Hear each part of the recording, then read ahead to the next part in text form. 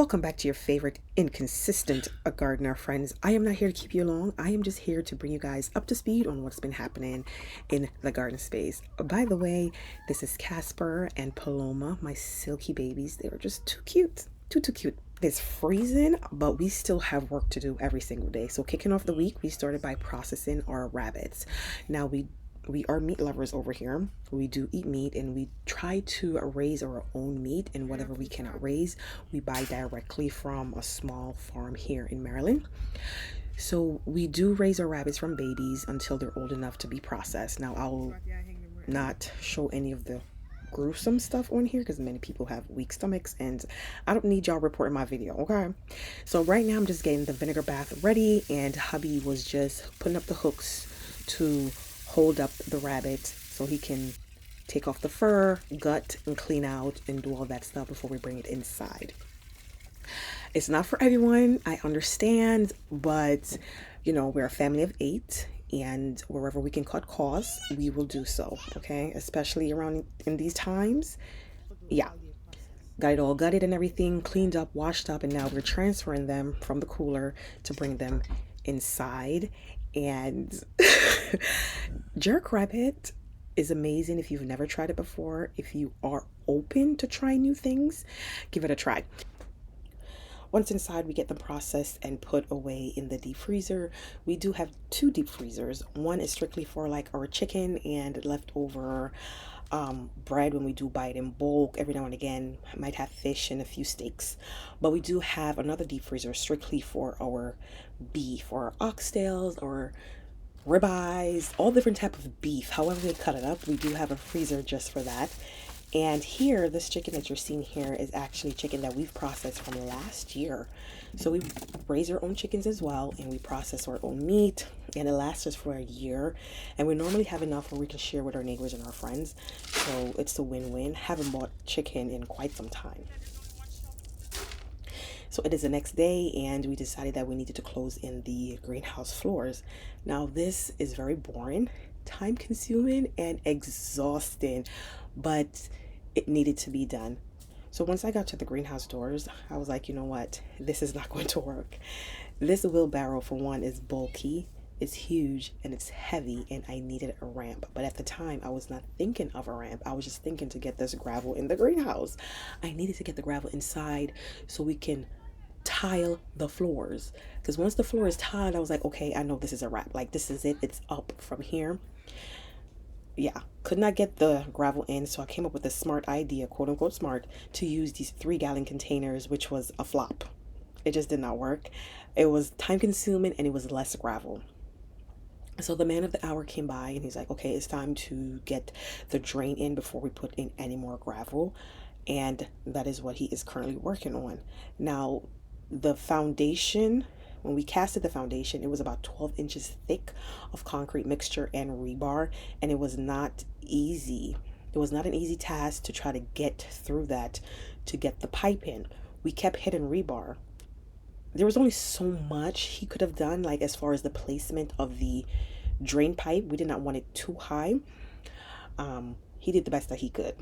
Okay. Eventually, he had to go outside and drill through the back at an angle to see if we can get over the rebar. So when we put the pipe in, it would be like at a 45-degree angle. So the water just naturally flows out. Having a drain in the greenhouse is just a game changer for me, because any excess overflow of water will just flow right out based on how we did the sloping of the concrete mixture and the way the tiles were laid. Okay, now, like, I'm just too excited. I am. If you guys have been following me on Instagram, you guys already know where we are. And if you're not following me, you need to follow me, okay? At Gardenaddictz with a Z.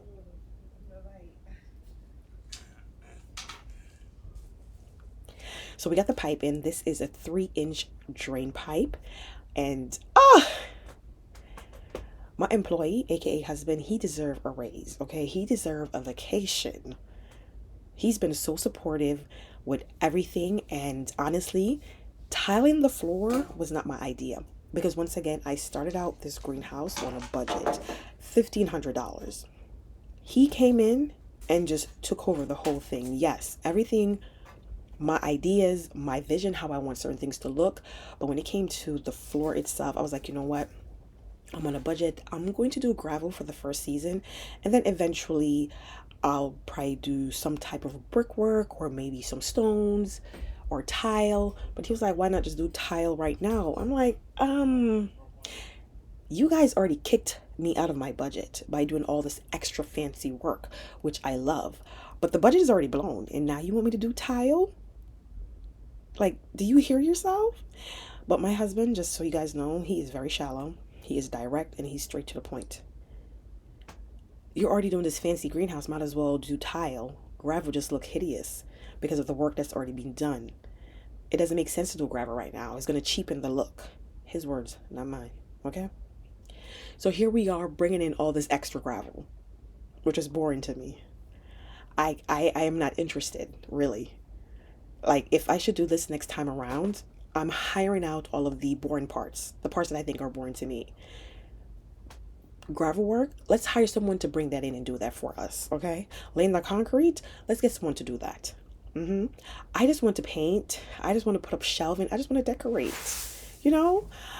But here I am putting in the work, putting in the physical work to get this greenhouse done.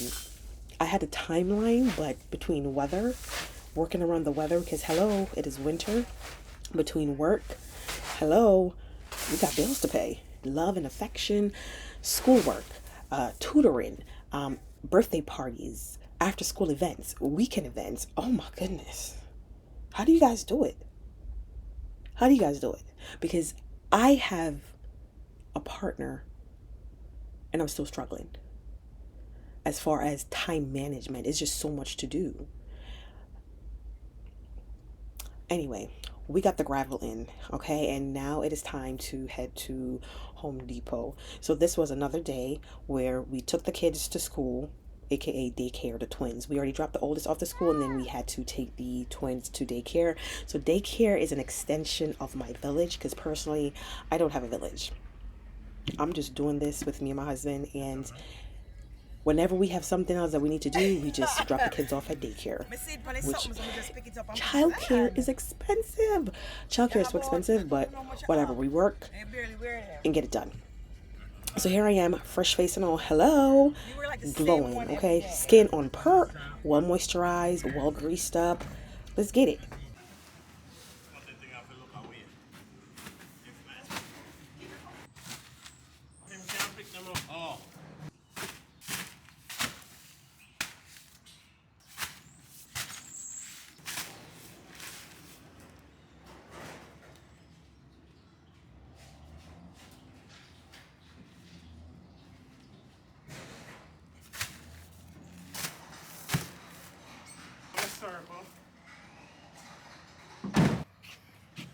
Yeah, you get everything when we send you.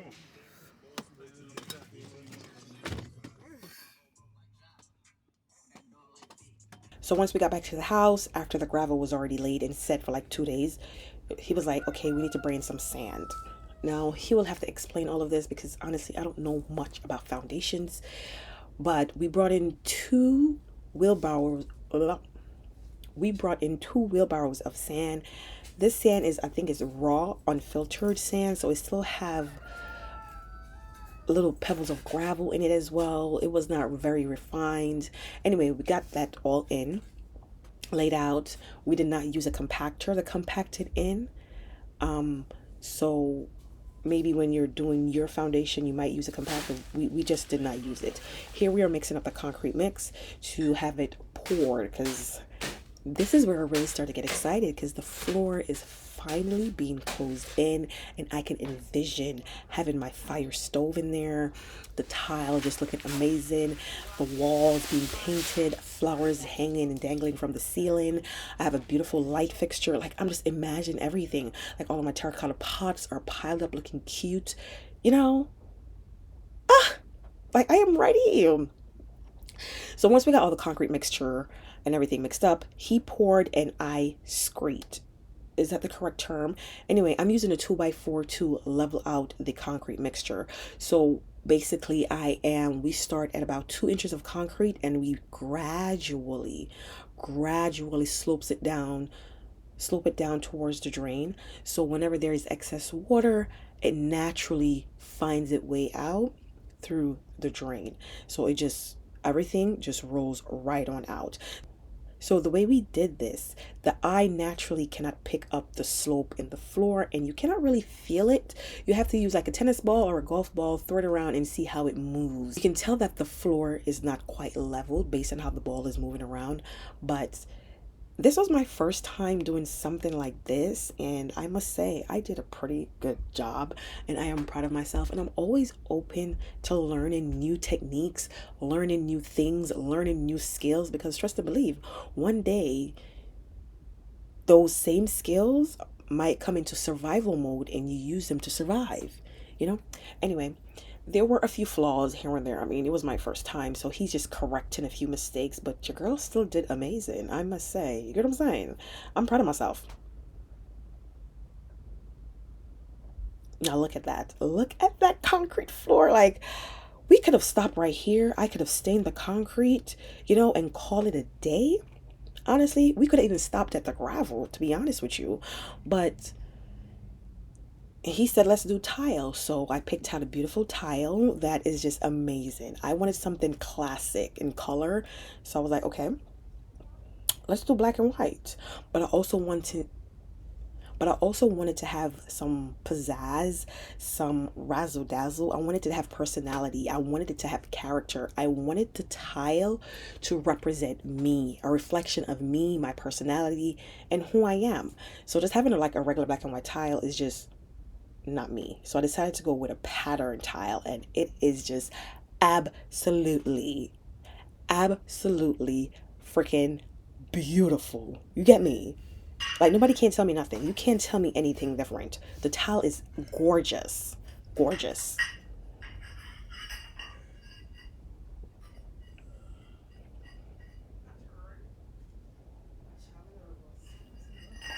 So here he's just laying out the tile just to get a groove, just to get a feel of the pattern of the tile and how the tile lays on the floor. Now, this was very time consuming. It took several tries to try to get the pattern together, get the tiles laid, and also to get it to be level but not leveled. All the tiles on all four corners needed to slope down gradually towards the drain and not look as if it was not well thought out. Like, you need all the tiles to be on the same level, but at the same time flow gradually down towards the drain. And he nailed it. He did such an amazing job.